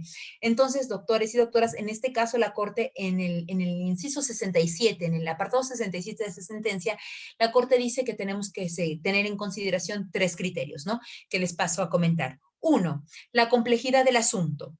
2, la actividad procesal del interesado. Y 3, la conducta de las autoridades judiciales. Repito una vez más, para determinar la razonabilidad del plazo razonable en el que se puede encontrar un proceso, se deben tener en consideración 3 puntos. 1, la complejidad del asunto. 2, la actividad procesal del interesado. Y 3, la conducta de las autoridades judiciales. La Corte en este caso consideró que la demora prolongada en lo que fue la investigación de los hechos que dieron lugar al presente caso, constituye o constituía una violación a las garantías judiciales. La falta de razonabilidad inclusive se podría ver reflejada en este caso, ya que las autoridades estatales no le dieron la debida importancia a la desaparición de estas niñas en su momento, ¿no? Así también la Corte declaró que en este caso, a respecto de la Convención, se habían violado los artículos 17, 18 y 19 de la Convención Americana, es decir, el derecho a la protección a la familia, derecho al nombre y los derechos del niño, ¿no? En buena cuenta, doctores y doctoras, lo que se quiso en este caso fue el Estado, quiero que se me entienda bien. Lo que querían las partes o las familiares de las presuntas víctimas es que se declarara, mejor dicho, ya está mejor, que se declarara la violación de estos derechos. Pero, ¿qué sucedió? Que la Corte, al momento de revisar cuándo se había ratificado la Convención Americana por parte de El Salvador, se dio con la sorpresa de que la Convención había sido ratificada después de que se habían dado los hechos del caso, al menos respecto de estos puntos. Entonces la Corte prefirió no pronunciarse respecto de estos artículos porque dijo que en buena cuenta pues no tenía jurisdicción para pronunciarse sobre los mismos, ¿ok? Entonces, en buena cuenta, lo que se hizo fue dejar libre el derecho de estas personas a seguir ejerciendo otro tipo de acción a nivel interno de El Salvador, ¿ok? Esto respecto, doctores y doctoras, respecto de el caso de las hermanitas Serrano Cruz. Y otro, y antes de comenzar a revisar un poquito ya el sistema europeo de derechos humanos, vamos a revisar el caso de las niñas Jenny Bosico versus República Dominicana del año 2005. ¿De qué van los hechos del caso, doctores? Este caso se refiere a la responsabilidad internacional del Estado de República Dominicana por la negación de la emisión de las actas de nacimiento a favor de las niñas Dilcia Olivia Jan y Violeta Bosico Coffey a través de las autoridades del registro civil y las perjudiciales consecuencias que dicha situación generó en ellas. ¿Ok? Los hechos del presente caso se inician el 5 de marzo de 1997, cuando comparecieron ante, digamos, la RENIEC de República Dominicana, la madre de Violeta Bosico, de 10 años, y la madre de Dilcia Yan, de 12 años, ¿no? Con la finalidad de solicitar el registro tardío de sus nacimientos. Dicho sea de paso, Las madres eran dominicanas, pero los padres de las niñas eran haitianos, ¿vale? Y las niñas habían nacido, pero las mamás en su momento, de diferentes motivos, no las pudieron registrar al momento del nacimiento. Entonces las niñas estaban más grandes, las niñas ya estaban en el colegio, obviamente el colegio les estaba pidiendo a las madres por las partidas del nacimiento y las madres comienzan a gestionar las mismas, ¿no? Estas niñas habían nacido en República Dominicana y tenían como padres a personas, a hombres, como les mencionaba, de ascendencia haitiana. A pesar de contar con los documentos requeridos, se denegó el registro de las niñas, ¿ok? A pesar de presentar una demanda a favor de las niñas, esta fue denegada. ¿En base a qué, doctores y doctoras? Porque República Dominicana aseveraba o había dado una norma interna en donde solo se reconocían como dominicanos aquellas personas que tuvieran a padres dominicanos o en todo caso personas que no fueran consideradas de paso en este país. En este caso estaban exceptuados de ser dominicanos los hijos de diplomáticos o de agentes diplomáticos y los hijos de migrantes haitianos, porque en teoría los migrantes haitianos solamente estaban de paso por el espacio de República Dominicana, del Estado Dominicano, ¿no? Por ende, en razón de esa ley, es que a las niñas se les deniega en un primer momento, en este caso, el registro, ¿no? El registrador no las quería registrar, valga la redundancia. Es en razón de esto que después de haber agotado toda la vía interna, las madres van, con este caso, pues ante el sistema interamericano. Y la Corte se pronuncia respecto de los derechos del niño a la nacionalidad, igualdad ante la ley, reconocimiento de la personalidad jurídica, el derecho al nombre y la obligación de respetar estos derechos. Y acá la Corte comienza a hacer o a describir en qué consisten estos derechos, doctores y doctoras, y menciona que la importancia de la nacionalidad es que ella permite que el individuo adquiere o ejerza derechos y responsabilidades propias de la pertenencia a una comunidad política. Como tal, la nacionalidad es un prerequisito para el ejercicio de otros derechos, tales como el derecho a la educación, el derecho a la salud, etcétera, etcétera. Y acá la Corte Interamericana explica que la nacionalidad tiene un doble aspecto. Uno, o el de dotar a una persona, a un individuo con un mínimo de amparo jurídico, ¿ok? Y dos, doctores y doctoras, el de darle una protección al individuo por ser parte de esta comunidad jurídica. La Corte le llamó la atención a República Dominicana e indicó en el texto de la sentencia que los estados tienen la obligación de no adoptar prácticas o legislaciones respecto al tratamiento de la nacionalidad cuya aplicación favorezca el incremento del número de personas apátridas, condición que es derivada de la falta de nacionalidad. Como ustedes y yo sabemos, las personas que no tienen nacionalidad tienen la denominación de apátridas, ¿no? Cuando un individuo no califica bajo las leyes de un estado para recibirla, entonces lo que se quiere es que los estados, en vez de generar la patria, pues la puedan reducir. Entonces tienen que cambiar la legislación para evitar uh, que se den más casos de apatridia dentro de sus territorios y en buena cuenta, doctores y doctoras, se pueda dotar, como bien les decía, al individuo de derechos y de protección por parte de sus estados, ¿ok? Y que a nivel y a través de los hechos del caso también la Corte consideró que se había violado el principio de igualdad, ya que no se estaba tratando de la misma manera a las niñas Jan y Bosico por tener padres de nacionalidad haitiana que otros niños que se encontraban, digamos, que eran niños igual que ellas, pero que pues sí tenían pues a los papás dominicanos, ¿no? Y que en buena cuenta que el principio de igualdad y no discriminación no solamente debe aplicarse a los nacionales, sino también a las personas independientemente de su estatus migratorio en relación a un estado, ¿vale? Eso respecto, doctores y doctoras, de lo que es el caso de las niñas Gianni Bosico versus República Dominicana. No se preocupen porque en un momento más ya les voy a dar el pase para que puedan ustedes elaborar las preguntas que consideren pertinentes. Y estamos dejando un periodo de tiempo bastante, digamos, interesante para que el día de hoy podamos absolver todas sus preguntas, sus consultas y podamos terminar también en la hora que se nos ha indicado, ¿ok? Siguiente diapositiva, estimada Gabriela. Ahora, doctores, lo que vamos a revisar va a ser un poquito de lo que ha sido algunos casos interesantes del Tribunal Europeo de Derechos Humanos. Como yo les mencionaba, estamos revisando estos casos, doctores, no porque, al igual que la Corte Interamericana, estos casos sean de obligatoria aplicación, pero podemos ver que en el tribunal se han visto casos respecto de los niños que no, casos de una naturaleza que hasta ahora no se han revisado, no se han visto en el sistema interamericano y que nos pueden servir de base, como les digo, o de guía al momento de plantear pues algún tipo de escrito, ¿no? Hay un caso bastante interesante sobre lo que es la filiación en el Tribunal Europeo, que va sobre el reconocimiento formal de la paternidad, ¿no? Su anulación a petición del padre biológico de un niño. Este es el caso Mandet contra Francia. ¿De qué se refiere el caso, doctores y doctoras? El caso Mandet contra Francia. Se refiere a la anulación del reconocimiento formal de la paternidad hecha por el marido de la madre a petición del padre biológico del niño. Los demandantes, quienes eran la madre, su marido y el niño, denunciaron la anulación del reconocimiento de la paternidad y la anulación de la legitimación del niño.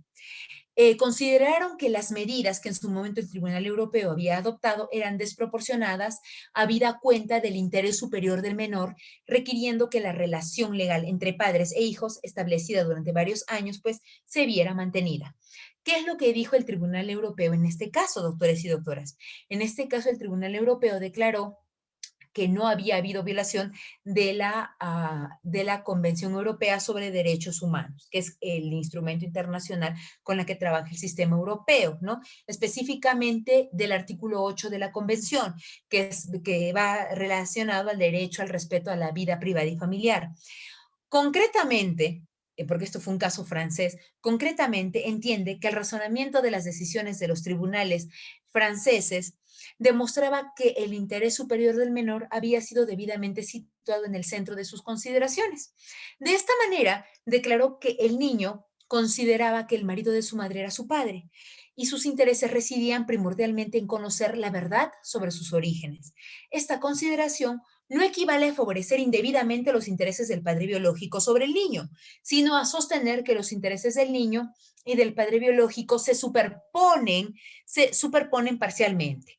También el Tribunal Europeo mencionó en esta jurisprudencia que, habiendo otorgado la responsabilidad parental a la madre, las decisiones de los tribunales franceses no habían impedido que el niño continuara viviendo como parte de la familia Mandet, es decir, como parte de la familia del marido de la madre, ¿no? De conformidad con los deseos en buena cuenta de la familia. Eso respecto del el caso Mandet versus Francia.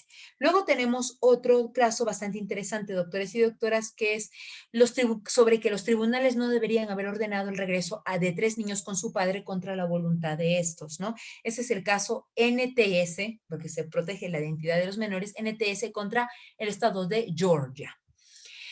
¿Cuáles son los supuestos de hechos de este caso?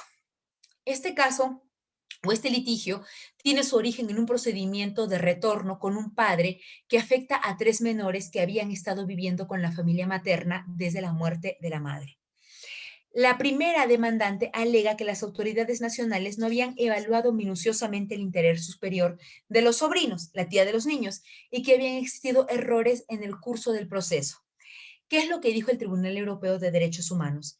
Declaró que se había violado el artículo 8 de la Convención de los Derechos Humanos, derecho al respeto de la vida privada y familiar. Concretamente, constató que los niños no habían sido debidamente representados ante los tribunales nacionales, en particular porque las funciones y facultades de la autoridad nacional designada para representarlos no habían sido claramente definidas y los tribunales no habían considerado la posibilidad de escuchar en persona, por ejemplo, el mayor de los niños. Además, los tribunales habían hecho una evaluación inadecuada del interés superior de los menores, no teniendo en cuenta su estado de ánimo emocional. Miren qué interesante, doctores. Acá, de acuerdo a esta jurisprudencia del Tribunal Europeo, podemos ver que ya se está tomando en consideración inclusive el estado del ánimo emocional que puedan presentar el menor o los menores. Este es el caso NTS contra Georgia, ¿no? Y vamos a ver un poquito sobre el derecho a la educación.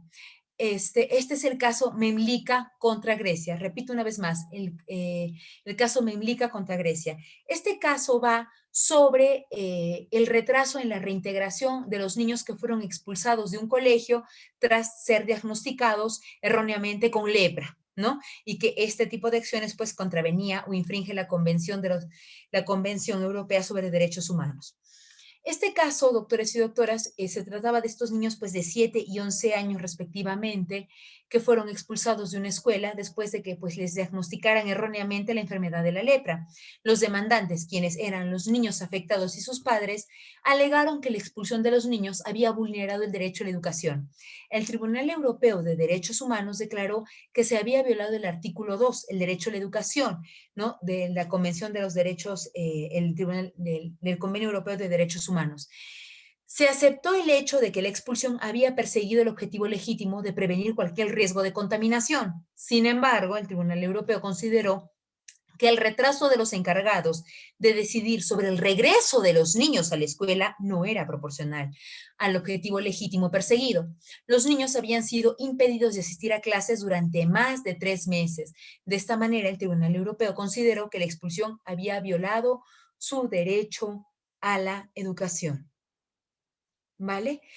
He escogido estas 3 jurisprudencias, como les mencionaba, estimados doctores, estimadas doctoras, porque me parecían bastante, además interesantes, que son casos que en buena cuenta, como han visto, no hemos visto en el sistema interamericano, ahí vamos más como desapariciones forzadas, vamos un poco de sangre, ¿no? En cambio, más derechos civiles y políticos. En cambio, ya en el Tribunal Europeo nosotros podemos revisar algunos derechos más como económicos, sociales, culturales y ambientales, como el derecho a la educación, ¿no? Y cómo este retraso, pues, por ejemplo, puede en buena cuenta violar los derechos de los menores a la educación.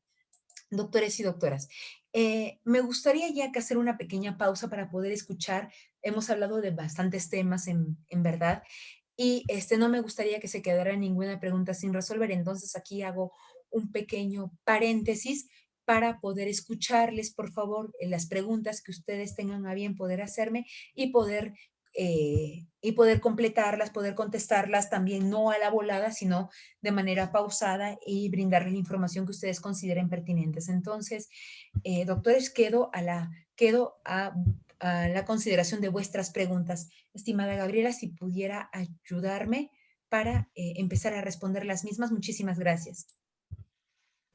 Sí, doctora, por favor, los participantes que deseen hacer alguna pregunta lo pueden realizar mediante el chat o levantando la mano para poderles dar la palabra. En este caso, doctora, tenemos una pregunta del doctor Cristian García Pérez. Por favor, active su audio.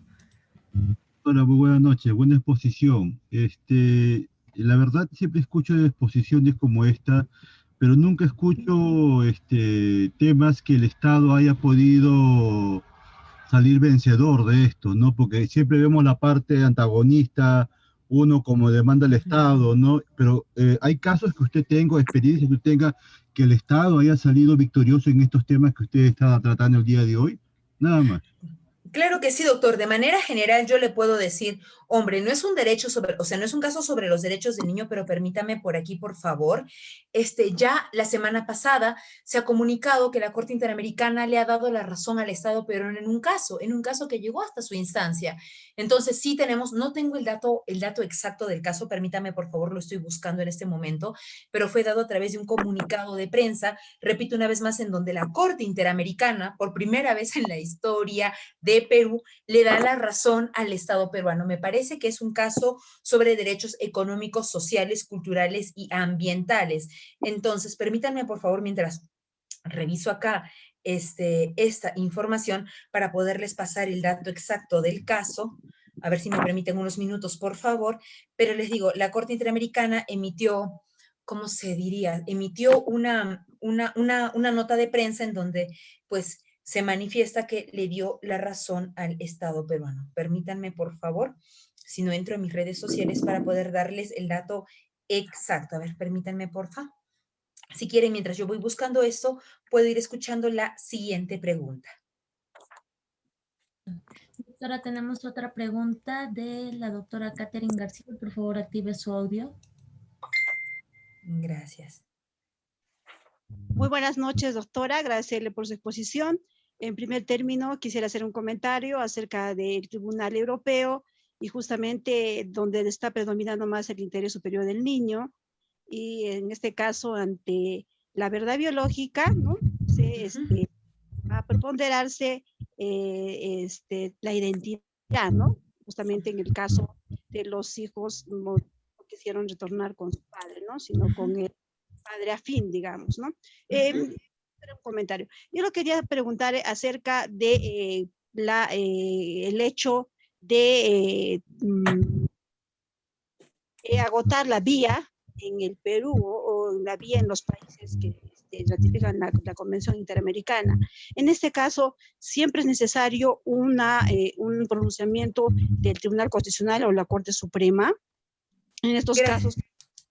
Y la segunda pregunta, ¿no? Porque sería, obviamente, el Perú se ha, en este caso podríamos decir, ha hecho un abandono casi de su función, ¿no?, jurisdiccional, al no respetar estos derechos fundamentales.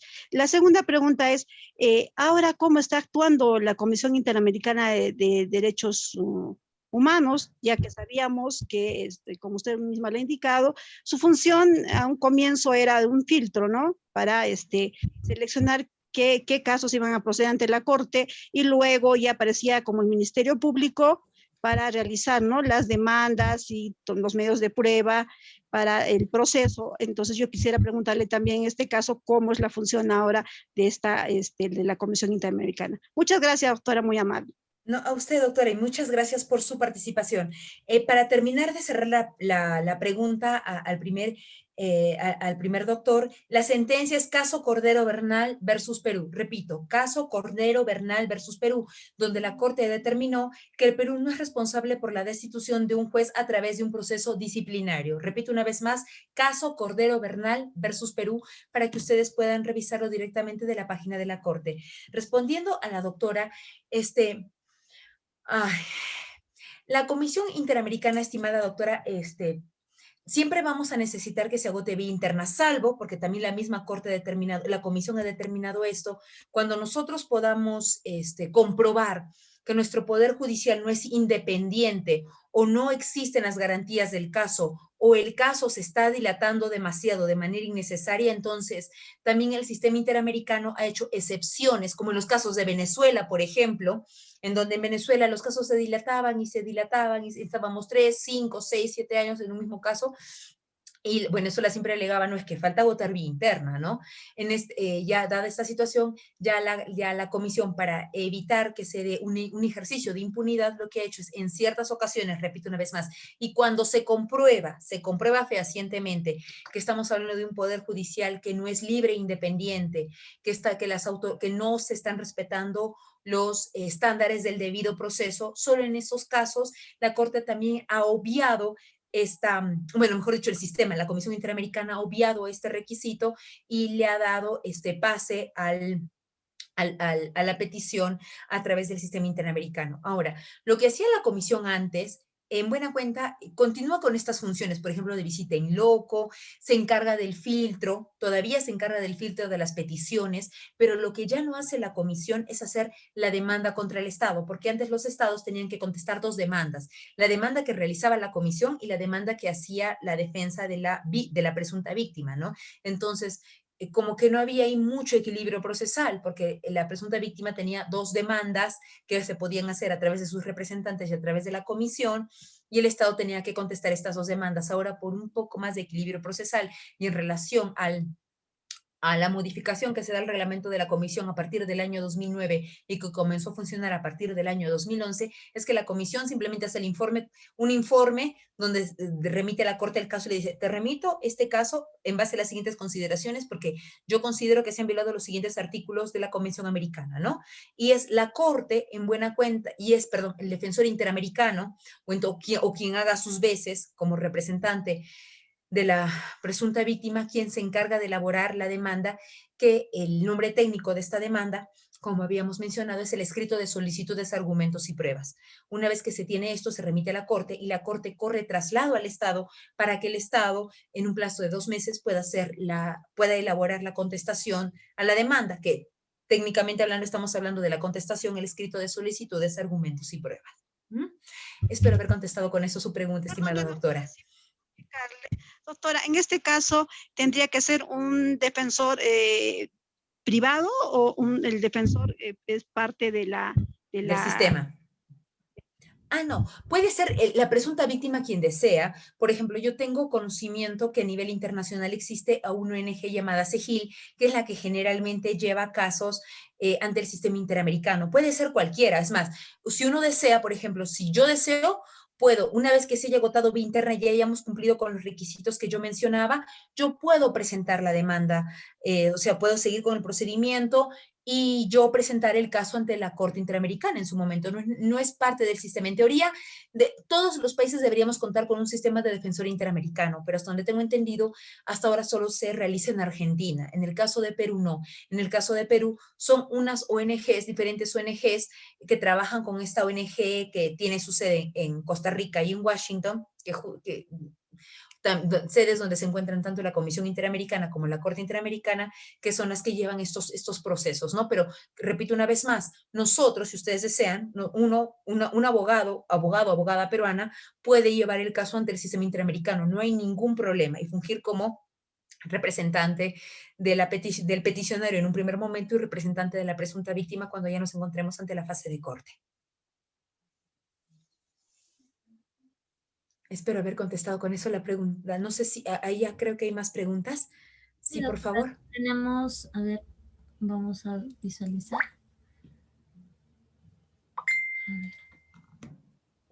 A ver, de la doctora Lady Mabel, por favor, active su audio.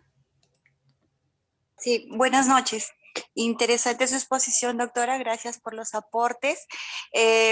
Lo que quisiera es, no sé, algunos alcances, porque hemos venido tratando referente al tema del decreto legislativo 1297. En ese sentido, bueno, entendemos que el Estado peruano, como otros estados, a veces tienen que implementar medidas legislativas o medidas de otra índole para cumplir con las recomendaciones que se le dan a través de instrumentos internacionales. Creo que en ese contexto también se ha implementado el decreto legislativo 1297 con la finalidad de asegurar los cuidados para los menores.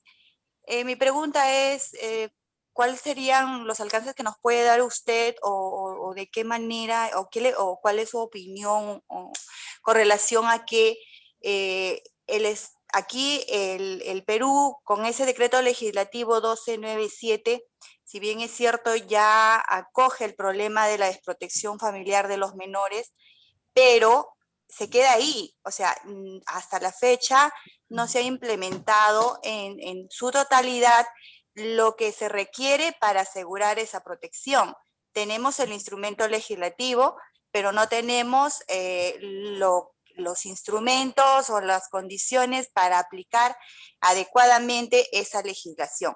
Entonces, ¿cuál sería la responsabilidad del Estado en ese sentido?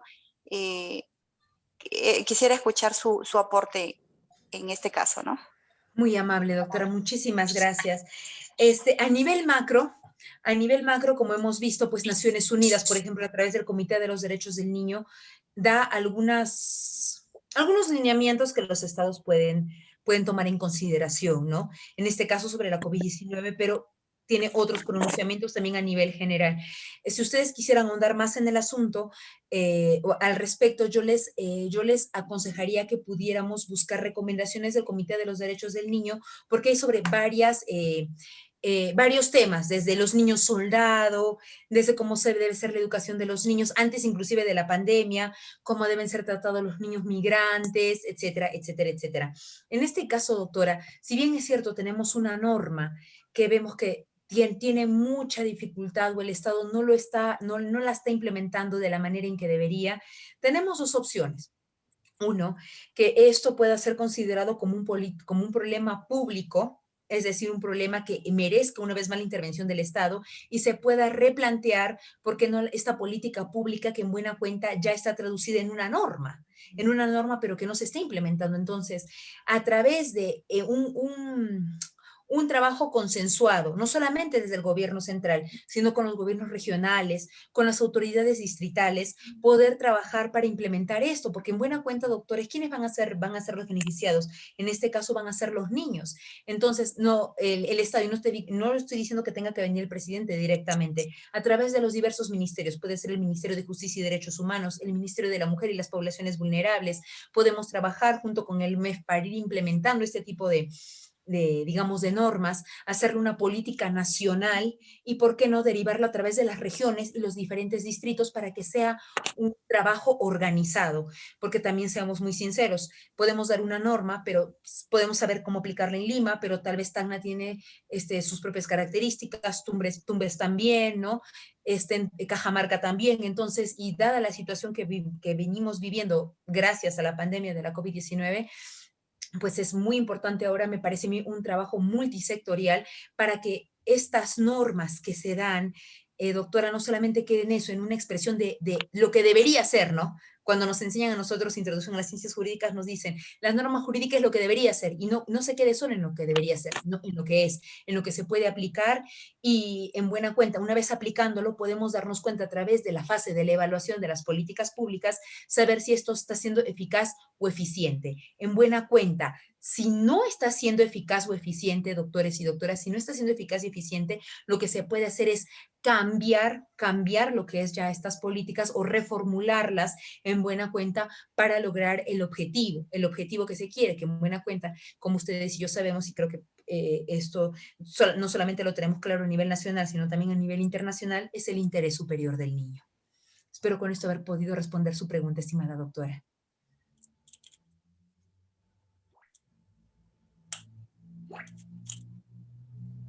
A ver si por ahí tenemos otra pregunta.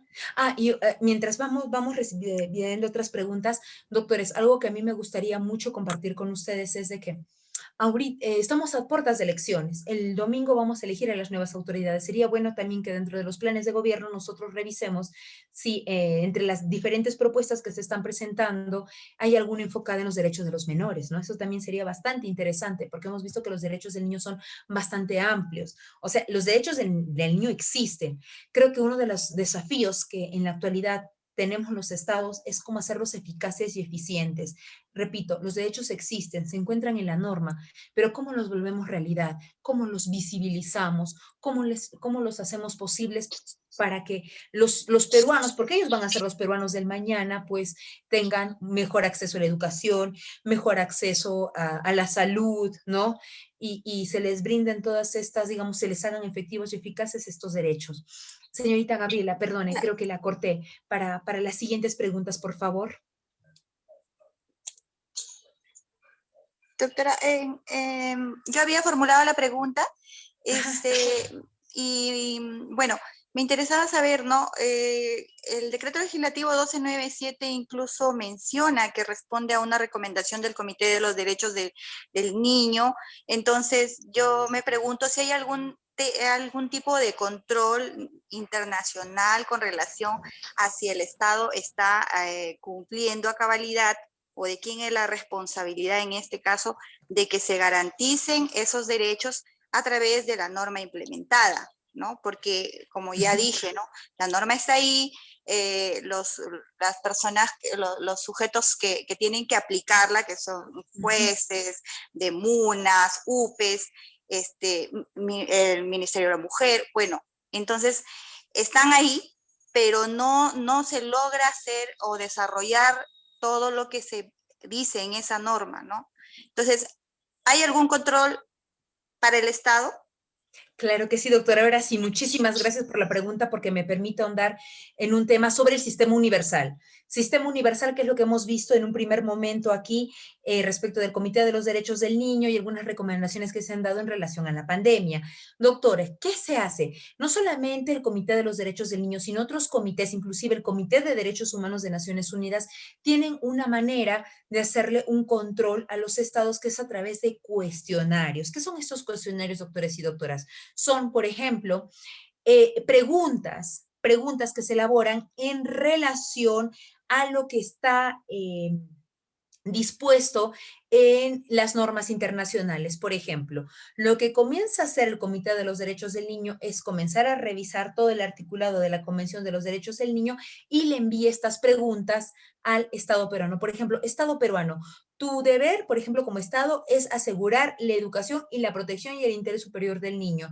En relación al decreto legislativo, ¿cómo estás aplicando esto? Y llega a través de naciones, de Cancillería. Cancillería lo deriva a lo que es el Consejo de Derechos Humanos aquí en el Perú, que es parte de todo este organismo, como lo es el Ministerio de Justicia y Derechos Humanos. Entonces, a través del Consejo de Derechos Humanos, lo que se hace es llamar a las entidades que han tenido que velar por la aplicación pues, de este decreto legislativo, no todas las entidades que se hayan o que se ven envueltas para la aplicación del mismo. Podría ser el mismo ministerio, puede ser el Poder Judicial, el Ministerio Público, el Ministerio de la Mujer, etcétera, etcétera. Y se recolecta la información de estas entidades para poder responder directamente al comité. Ahora, la pregunta que yo sé que la gran mayoría de ustedes se está haciendo es, ay, pero profesora, el Estado jamás va a decir que no está implementando, el Estado siempre va a decir que todo está bien, que se está logrando avances con todo eso, y al final los que quedan desprotegidos son los niños. Los comités de Naciones Unidas, como no son tontos, y no lo digo solamente por Perú, sino lo digo a nivel general, a la par que le envían este cuestionario al Estado, también se lo envían a la sociedad civil y a la Defensoría del Pueblo. Entonces, las respuestas son elaboradas tanto por parte del Estado como por agentes de la sociedad civil y del ONGs acreditadas debidamente ante Naciones Unidas, porque no debe estar acreditado ante Naciones Unidas, es todo un procedimiento, doctores y doctoras, y la Defensoría del Pueblo. Entonces, al momento de remitir las respuestas, el Comité de los Derechos del Niño tiene tanto la respuesta del Estado como de la sociedad civil como la Defensoría del Pueblo, ¿no? Y en buena cuenta lo que hace es llamar al Estado para una, ¿cómo se diría? Por un tipo de examen en donde se le pide, mira, Estado, tú me dices que esté implementándose los puntos A, B y C, pero acá la sociedad civil y la Defensoría del Pueblo me dicen que si bien es cierto, tenemos una norma, hasta la fecha no se ha logrado el porcentaje que se esperaba mediante la aplicación de esta norma, ¿no? Respecto del derecho A, B y C.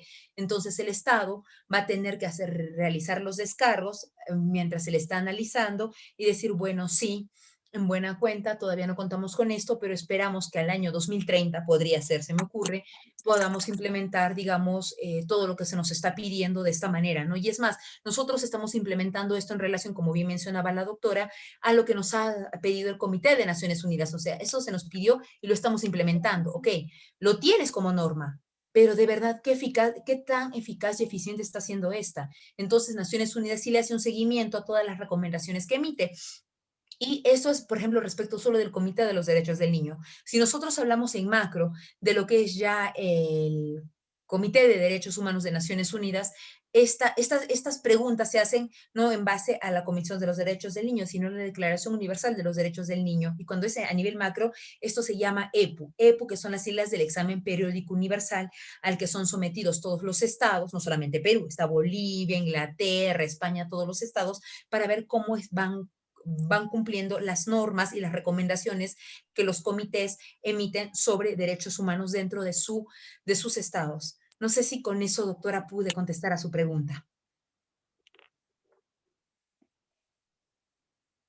Gracias, doctora. Aunque, bueno, sería, para nosotros en realidad sería más eficaz que existiera un control exhaustivo y de repente hasta con sanciones, ¿no? Porque de otro modo vamos a seguir en lo mismo y con la norma en la mano sin poder aplicar la cabalidad.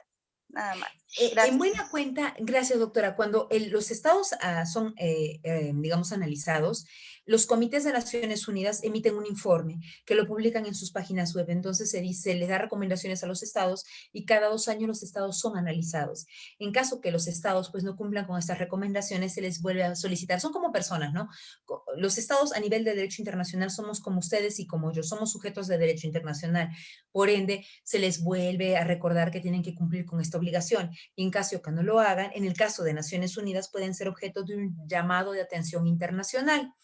porque, doctores y doctoras, recordamos también nuestras clases de Derecho Internacional Público. No existe, que revisábamos en la licenciatura, no existe una de las características del Derecho Internacional Público es que no existe un órgano de coacción, no existe un órgano jurisdiccional único. Entonces, va a depender de las jurisdicciones contenciosas que de manera voluntaria hayan aceptado los estados para que se les pueda aplicar pues cierto tipo de sanciones ante cortes internacionales. En el caso de Naciones Unidas, doctores y doctoras, pues cuando hablamos de los comités, lo que hacen los comités es emitir recomendaciones a los estados. Ahora, en caso de que sea muy escandaloso que el estado no está cumpliendo con las recomendaciones, como les digo, pueden ser objeto, creo que lo mencioné al principio, pueden ser objeto de un llamado de atención internacional y puede ayudar a la presión internacional. Por ejemplo, es como si yo les dijera, a ver, yo con la señorita Isabel he firmado un contrato, ¿no? De compra y venta. Ella me va a dar sus joyas y yo le voy a pagar 100 soles por ellas, por ejemplo, ¿no?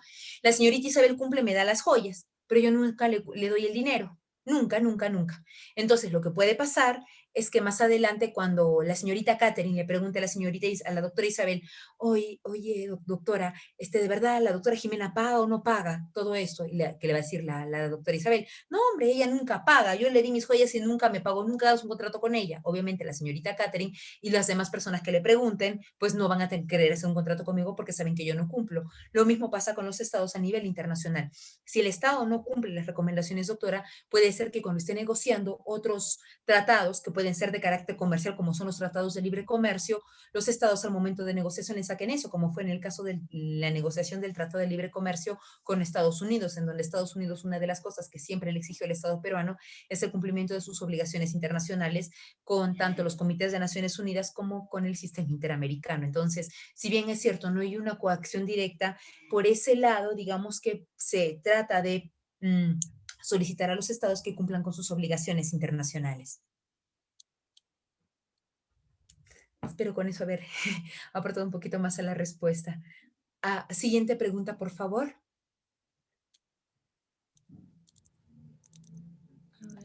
A ver. Por favor, si hubiera alguna pregunta de otro participante, lo puede hacer mediante el chat o levantando la manito, por favor. Sí, por favor, para que podamos llevar en orden, doctores. Todas las preguntas, por favor, que tengan, con mucho gusto ya las voy a absolver, para que no nos quede nada, no nos quede nada en el tintero, como suelo decir yo, y tengamos todo esto de manera mucho más clara y nos vayamos con los datos que nosotros necesitemos. Así que yo les escucho de verdad. Cualquier duda, por más mínima que sea, todas las preguntas son bienvenidas, doctores, que por eso también nos tomamos el tiempo para poder absolverlas para que no nos quede ningún atisbo de duda, ¿vale? Les escucho. O les leo en todo caso. No sé si haya preguntas en el chat, estimada Gabriela. Una consulta, doctora. Dígame. ¿En el Perú actualmente existe una política de niñez? En el Perú existe una... Entiendo que dentro del Ministerio de Población en el Ministerio de la Mujer y Poblaciones Vulnerables existe un ítem que tiene que ver con la niñez, doctora. Pero ahora, una política de niñez enfocada ¿a qué? Porque podemos hablar, por ejemplo, en educación, en la alimentación, en evitar que hayan niños soldado. Entonces, no sé si pudiéramos formular y centralizar un poquito más la pregunta, le agradecería muchísimo, porque eso me ayuda también a mí a poder absolverla.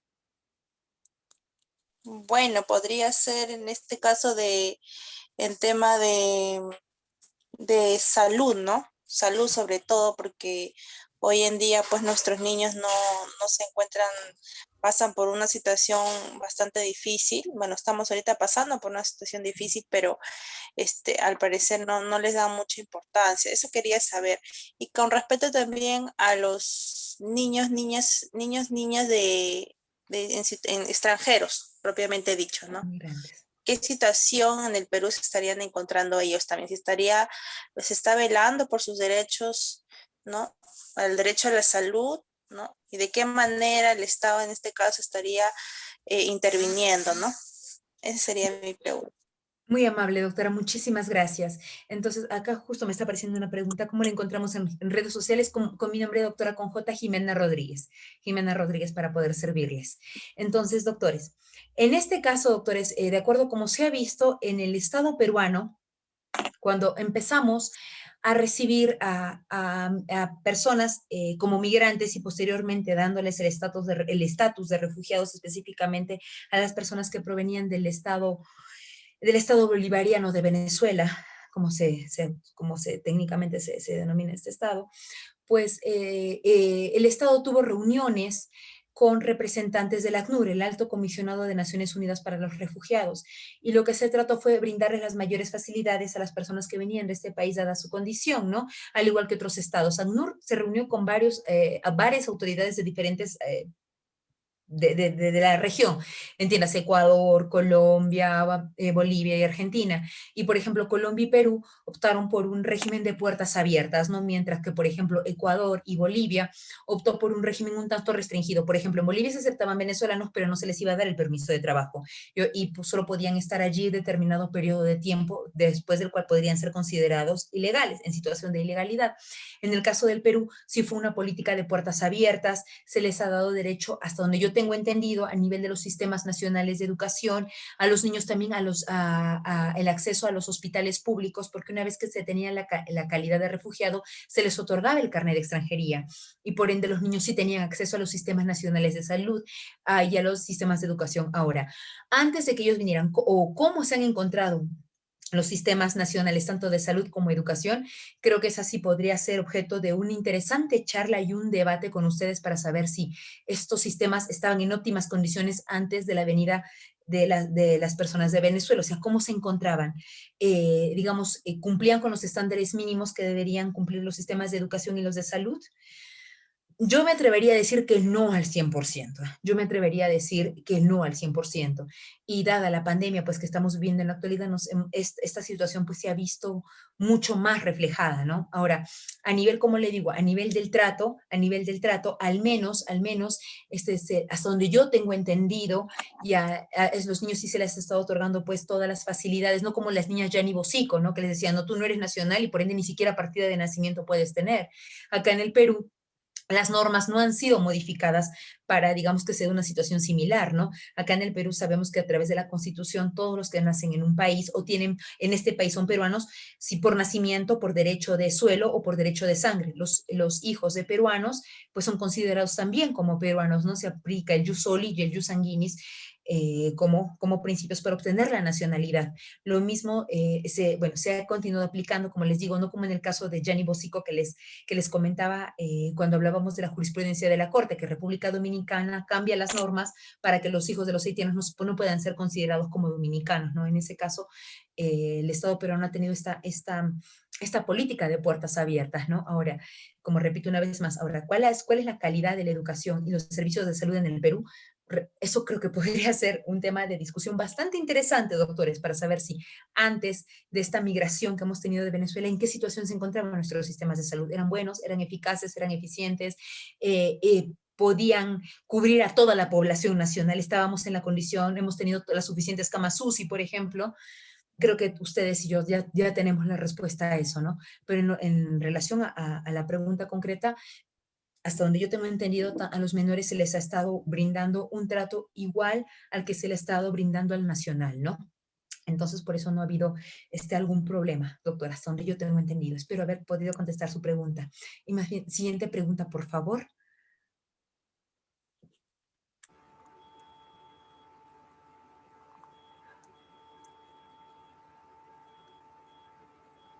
Doctora, sí, y hablando del mismo tema de niños, en este caso venezolanos, ¿no? Muchos de ellos se encontrarían pues de paso en Perú, vienen viajando a diferentes partes bueno, del continente americano y a veces, bueno, no sé la manera de crianza pues es muy diferente a nuestro país donde se encuentran hoy en día niños abandonados o es que han viajado, no sé, de alguna otra manera, pero han llegado solos al país, ¿no? Para hacer este procedimiento de que este niño pues retorne a su país, primeramente el Estado tiene una política de ello, ¿no? El gobierno tiene una política de hacer ese procedimiento, esa iniciativa, ¿no? O es que el niño se tiene que quedar necesariamente en el país, ¿no? Y si hay un procedimiento, cuál sería el procedimiento a realizar? Gracias, doctora. Muy amable por su pregunta. Muchísimas gracias. Pues en principio, a una persona cuando se le ha dado el estatus de refugiado, hay un principio a nivel internacional que se aplica, que es el de no devolución.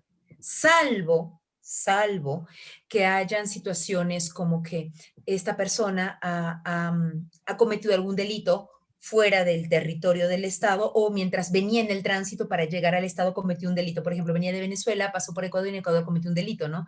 Y llegó al Perú. Salvo que se den esas situaciones, doctora, sí se puede, digamos, a través de los tratados de extradición, realizar todo este procedimiento. En caso que esto no se dé y la persona tampoco desee o el niño no desee regresar a su país de origen, en buena cuenta ya corre por cuenta de las autoridades peruanas velar por el interés superior del niño. Por ejemplo, si estamos hablando de niños que no tienen ningún tipo de familiar, porque se puede dar el caso ya en Venezuela por X motivos, han muerto, han desaparecido, lo que sea, entonces es el Estado peruano quien uno debe coordinar con las autoridades venezolanas para saber si el niño va a tener la protección debida en su país de origen o en su defecto que el niño se quede acá en alguna de las instalaciones pues de los centros de cuidado de menores, ¿no? Eso se tiene que coordinar. Ahora, como le repito, ahora estamos hablando de niños de 8 o 10 años. ¿Qué tal si hablamos de un menor que puede haber sido infractor, ¿no? Que cometió algún delito en su país de origen y regresa acá? En todo caso, ahí, doctores y doctoras, se podría aplicar lo que ya está establecido en los convenios de extradición que el Estado peruano haya firmado con diferentes estados, ¿no? Si ustedes quieren ver cuáles son los estados con los que tenemos nosotros los convenios de extradición, yo los invito a visitar la página web del Ministerio Público en la sección de Cooperación Judicial Internacional. Allí ustedes van a poder revisar de manera directa cuántos tratados de extradición tiene el Perú y con qué países. Se va a encargar, en caso que tengan que ser bueno, regresar a su país de origen, se va a tener que hacer, repito una vez más, a través de todo un proceso de cooperación judicial internacional, específicamente en este caso a través del procedimiento de extradición. Ahora, ¿qué tal si hablamos de un menor venezolano, por ejemplo, uno de 16 años que se encuentra aquí en Perú y ha cometido una infracción? Recuerden, es menor de edad, ¿no? Entonces es recluido. En ese caso, doctores, podríamos aplicar también dentro de la cooperación judicial internacional y en donde, digamos, la observancia de todo esto, o digamos, el ente rector de todo esto es el Ministerio Público a nivel nacional, es el que se encargará pues de hacer el traslado respectivo, ¿no? De coordinar, y a través con el apoyo de Cancillería, obviamente, el traslado, por ejemplo, de los menores de edad a otro centro de reclusión de igual calidad en el estado de donde venga el menor, ¿no? ¿Por qué? Porque generalmente, y eso puede ser a pedido del menor o a pedido de los familiares del menor, porque entendemos que estando dentro de, digamos, de su país, el menor va a poder ver a su familia, ¿no? Va a poder tener algunas otras, no sé si llamarle comodidades, pero sí prerrogativas que obviamente estando en un país que no es el suyo, pues no va a contar con ello, ¿no? Como les digo, todo se podría hacer a través de un proceso de extradición que está, y digamos, los límites que tiene la extradición o hasta dónde puede llegar esto, pues los tenemos en el mismo texto de estos convenios de extradición, que como les comentaba, los podemos encontrar en la página web del Ministerio Público, en la sección de Cooperación Judicial Internacional, ¿no? Y como les comentaba, es el Ministerio Público, es el encargado, es el ente rector y todos estos procedimientos se deben realizar bajo su conocimiento. La norma específica me parece que dice que bajo el conocimiento del fiscal de la Nación. Se tiene que poner en conocimiento el fiscal de la Nación de todo este procedimiento. Perdone, doctora, buenas noches. Se tiene la pregunta en el chat del doctor Aparicio, donde él pregunta, me parece que el doctor tiene otra especialidad y quiere conocer más lo que es el decreto legislativo 1297, que ha sido materia de digamos, para la presente sesión. Uh-huh. Entonces, a ver, Con mucho gusto. Más bien, doctor Aparicio, para que me quede claro cuál es la parte del decreto 1297 que le gustaría que nosotros analizáramos, porque es bastante amplio. Entonces, si usted me dice la parte específica, eso me ayudaría muchísimo, porque además ya tenemos poco tiempo y analizarlo todo no daría todo eso. Entonces, si usted puede ser un poco más concreto respecto de qué tema del decreto 1297 quiere que analicemos, se lo agradecería muchísimo, sobre todo ya por una cuestión de tiempo. Si pudiera abrir su micro, también se lo agradecería, doctor, para que no nos quede ningún tipo de duda. Gracias.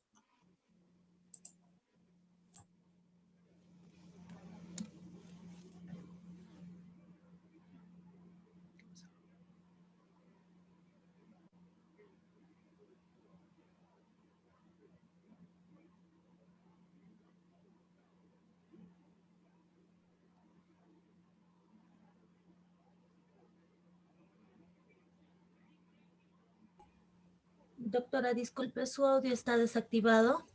Perdone. Sí, doctor, perdone. Sí, perdone, es que me fui a tomar un poco, estoy tomando un poco de agua porque hablar casi 2 horas se me secó un poquito la garganta. Entonces, ¿qué parte le gustaría que explicáramos, como le digo, doctor? Pero específicamente en qué puntos, doctor, porque alcances, como le digo, es muy amplio. Entonces, sí me gustaría que usted especificara sobre qué tema le gustaría que le explicara. Eso sí le agradecería muchísimo, doctor. ¿Sobre qué punto específico? Bueno, doctor, gracias, no se preocupe, doctor. En todo caso, lo que nosotros Doctora, podemos hablar disculpe, es... quizás pueda yo más bien plantear una pregunta. Ya, claro que sí, doctor, le escuchamos. Eh, Doctora, con la aplicación del decreto legislativo 1297, en una disposición final, creo que si no me equivoco, complementaria, hace referencia que la unidad de protección especial no asume competencia en, menores que se encuentren en desprotección y que a la vez sean infractores, ¿sí? Es decir, no asume competencia en adolescentes infractores que se encuentren en situación de desprotección. ¿Ya? Entonces, ¿cuál es el problema? Al tener digamos, el decreto legislativo al señalar esto, se genera un problema en sede judicial, porque cuando, digamos, se presenta el caso de un adolescente infractor que se encuentra en situación de desprotección por haber cometido un acto infractor que no amerita un internamiento preventivo, entonces se genera el problema y la UP dice que no dicta medida de protección porque es un acto infractor o un adolescente infractor y el juzgado dice, pues acá no procede internamiento preventivo. Bueno, el internamiento preventivo procede solamente de manera excepcional y por determinadas, digamos, requisitos hay que cumplir, ¿no? Entonces, tenemos a un menor que la UP no le puede dictar medida de protección bajo el argumento de que no tienen competencia y el juzgado no dicta tampoco una medida de protección. Y sucede que el Ministerio Público se queda con el menor y bueno, se le cierran ambas puertas, ¿no? La de la UP y la del Poder Judicial para efectos de obtener una medida de protección. Y se dio en un caso de incluso un adolescente extranjero, venezolano, ¿no? En el que era un robo simple y pues no iba a meritar un internamiento preventivo. Se acudió a la UP para que dicte una medida de protección y sea albergado y adujo pues que era un adolescente infractor y que por lo tanto no tenía competencia. A su opinión, doctora, ¿quién debería de dictar la medida de protección y en todo caso y bajo qué procedimiento, ¿no? Gracias, doctor. A ver, en este caso, doctor, creo que estamos viendo que hay una laguna en la norma, ¿sí o no? Ojo, no sé si alguien acá esté ya redactando su tesis doctoral o su tesis de maestría, pero yo creo que esto sería un muy buen tema de investigación, porque acá ya estamos encontrando una laguna en el derecho, ¿no? En buena cuenta, doctor, yo creo que ahí valdría la pena en ese espacio reformular la norma o en su defecto, estimado doctor, pueda ser el juez quien determine pues quién tendría, digamos, la carga efectiva en este aspecto, la propia UP. Ahora bien, como le digo, estamos con una laguna, entonces, mientras puede ser que en Tumbes lo apliquemos de una manera, en Arequipa lo aplicamos de otra, en Moquegua se aplica de otra manera y en Tacna se aplica de otra. Creo que ahí valdría mucho la pena, y eso es una opinión meramente personal, a que pudiéramos modificar esta parte tal vez del reglamento para dejarle muy en claro a los operadores de justicia cuál debería ser el procedimiento que debería seguirse, ¿no? Yo le digo, doctor, puede ser que nosotros cuando ya estamos en la práctica tratamos de resolver las cosas de lo mejor teniendo en cuenta el interés superior del niño, ¿cierto? Entonces, repito una vez más, pero puede ser que nos encontremos con colegas que no sean tan, o que no les guste aplicar mucho la interpretación extensiva de la norma y sean muy bien más legalistas o positivistas y se rijan a estrictamente lo que dice la norma y el reglamento, ¿no? En ese aspecto, doctores, lo que yo les invitaría en buena cuenta es que al momento que nos encontramos en una situación así, nosotros decidamos respecto de cuál sería lo mejor para la situación del menor. ¿Qué decisión podríamos nosotros tomar siempre y cuando para que no perjudicar o no ir más allá y perjudicar los derechos del menor en buena cuenta en esta situación, ¿no? En esta situación, estimados doctores. Esto creo que para mí sería muy importante porque, repito una vez más, los principios con los que se tiene que aplicar siempre la norma son, recuerden, pro homine, pro persona y mayor ponderación de los derechos fundamentales. Entonces, si nos queremos poner un poco doctrinarios, creo que la mejor salida en este aspecto sería la que proteja más el derecho del menor y sobre todo la integridad del menor, o como nosotros lo conocemos también, el interés superior del niño, que ya hemos visto que para la jurisprudencia internacional niño, ni siquiera es el deslinde con adolescente, niño es toda persona, y de acuerdo a lo que dice la Convención de los Derechos del Niño, es toda persona que tenga menos de 18 años, doctores, ¿ok?